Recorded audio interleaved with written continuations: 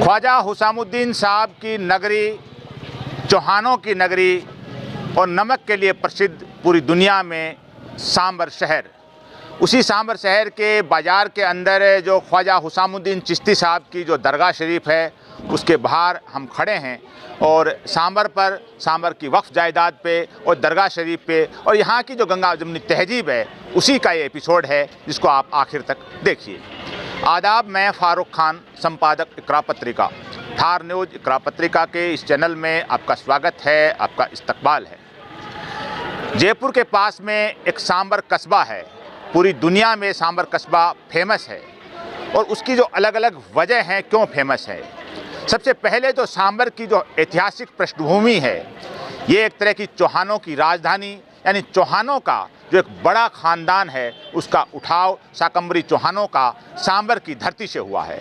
सांबर है वो अपने नमक की झील के लिए पूरी दुनिया में फेमस है। काफ़ी बड़ी विशाल यहाँ नमक की झील है और उसके साथ में जो ये दरगाह शरीफ दिख रही है, जो बुलंद दरवाज़ा है दरगाह का, ख्वाजा हुसामुद्दीन चिश्ती रहमतुल्लाह अलैह, जिनके जो पीछे इसमें दरगाह के अंदर आराम फरमा रहे हैं, जो अजमेर में जो ख्वाजा मोइनुद्दीन चिश्ती रहमतुल्लाह अलैह हैं, उनके पोते हैं जो इस दरगाह शरीफ में आराम फरमा रहे हैं। तो ये जो सांबर के बारे में कि सांबर क्या है, इसके साथ में जो पिछले दुकान हमारे को दिख रही है, ये यहाँ फीनी बन रही हैं। फीनी जो ये बताया जा रहा है कि सांबर में ही बनती हैं और बड़ी फेमस हैं यहाँ की फीनियाँ।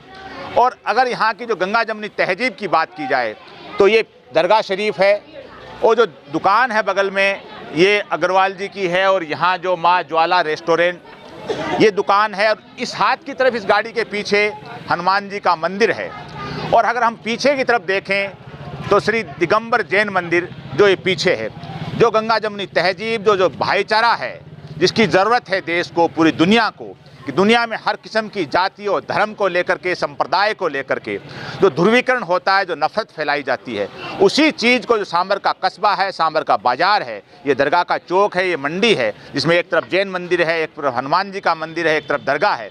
ये जो भाईचारे का पैगाम है, इसी पैगाम को कवर करने के लिए, यहाँ की वक्फ जायदाद को कवर करने के लिए हम यहाँ आए हुए हैं। तो सांबर के बारे में सबसे पहले जो यहाँ के जो हमीद साहब हैं, उनसे हम सांबर के बारे में मालूम करेंगे, फिर उसके बाद में बताएंगे यहाँ की वक्फ जायदाद के बारे में।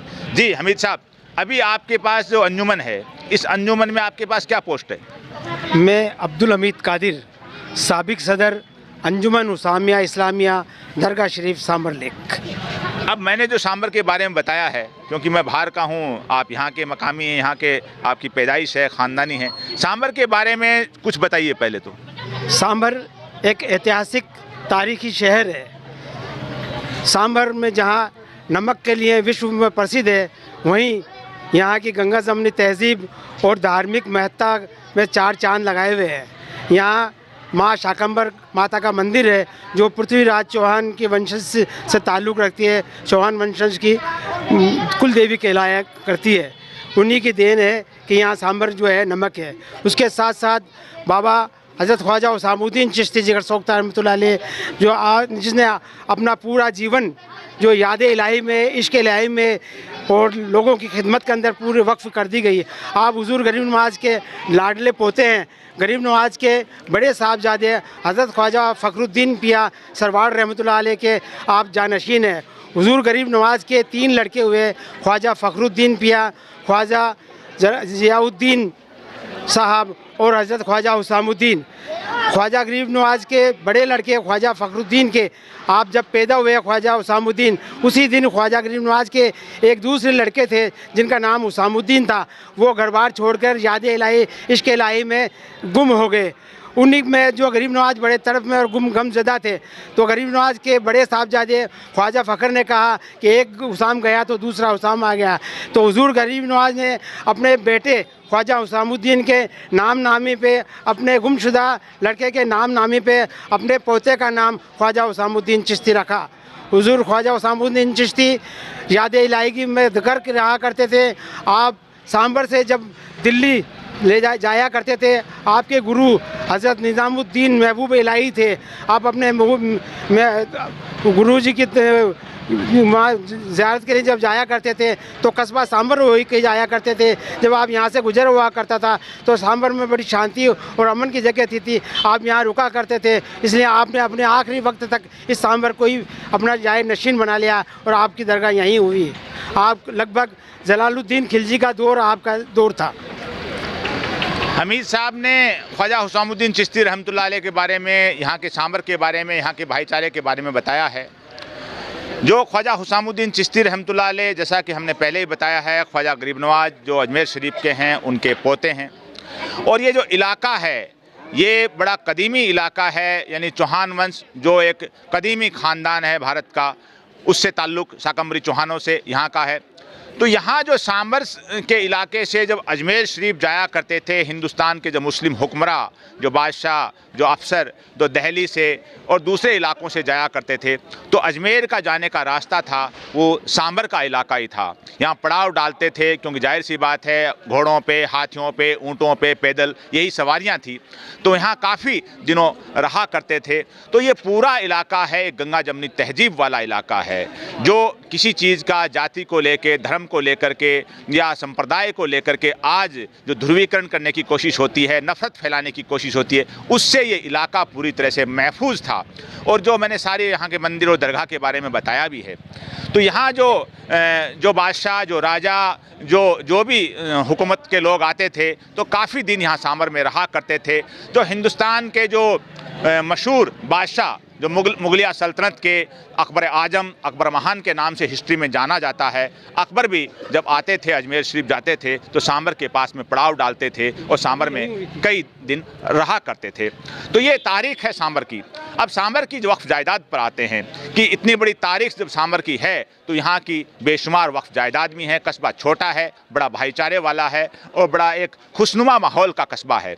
लेकिन जहाँ तक वक्फ जायदाद की बात है तो यहाँ दो इदारे हैं वक्फ जायदाद से मुताल्लिक। एक जिसके सदर रहे हैं हमीद साहब, अंजुमन हुसामिया इस्लामिया कमेटी, जो यहाँ की तमाम तर वक्फ जायदाद हैं, दरगाह शरीफ है, कब्रिस्तान है, मसाजिद है, मदारिस है और यहाँ के मकबरे वगैरह तमाम तर वक्फ जायदाद है, उसकी देख रेख करती है। और इसका ताल्लुक़ है राजस्थान वक्फ बोर्ड से नहीं है, जैसा कि लोग बता रहे हैं। और वक्फ बोर्ड हैं उसके अलग जिम्मेदार हैं।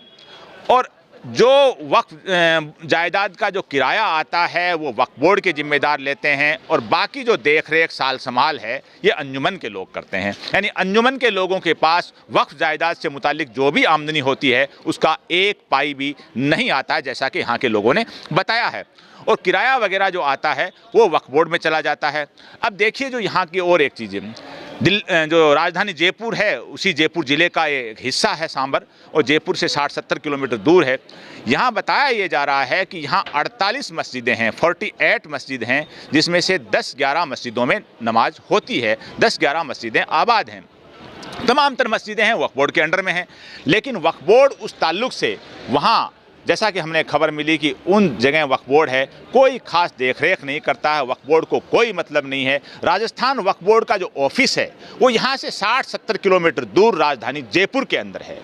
और वक्फ एक्ट के ऊपर जो चारों तरफ देश के अंदर फेवर में और विरोध में जो अभियान भी चले हैं और चल रहे हैं, लेकिन जब राजधानी जयपुर के पास में कस्बा है जिसमें इतनी वक्फ जायदाद हैं और वक्फ बोर्ड के चेयरमैन, वक्फ बोर्ड के CEO, वक्फ बोर्ड के मेंबर और यहाँ के लोकल भी जो वक्फ जायदाद के जो जिम्मेदार हैं, ये तमाम तर लोगों के एक तरह के आंखों पे पट्टी बंधी हुई है कि बताया ये जा रहा है कि 48 मस्जिदों में 10-11 मस्जिदें यहाँ आबाद हैं और बाकी हैं वो मस्जिदें आबाद नहीं हैं, उनकी कोई साल संभाल भी नहीं होती है।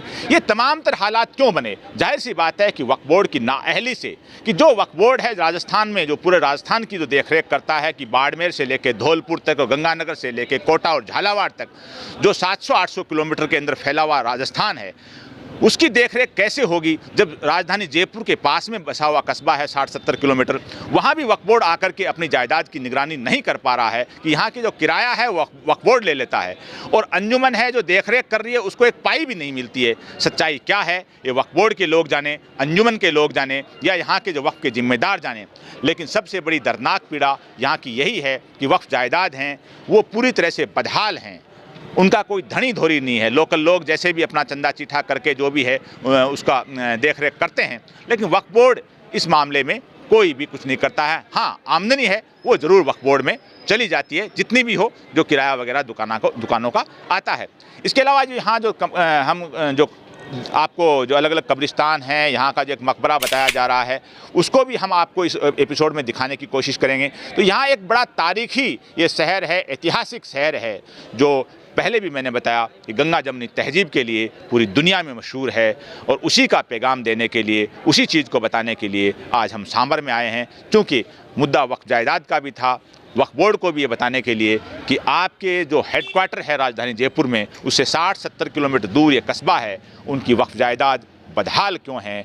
जवाब चेयरमैन को, सीईओ को, जो वक्फ बोर्ड के मेंबर हैं, वक्फ बोर्ड के पदाधिकारी हैं, उनको देना चाहिए। आज के इस एपिसोड में बस इतना ही। जय हिंद, जय भारत।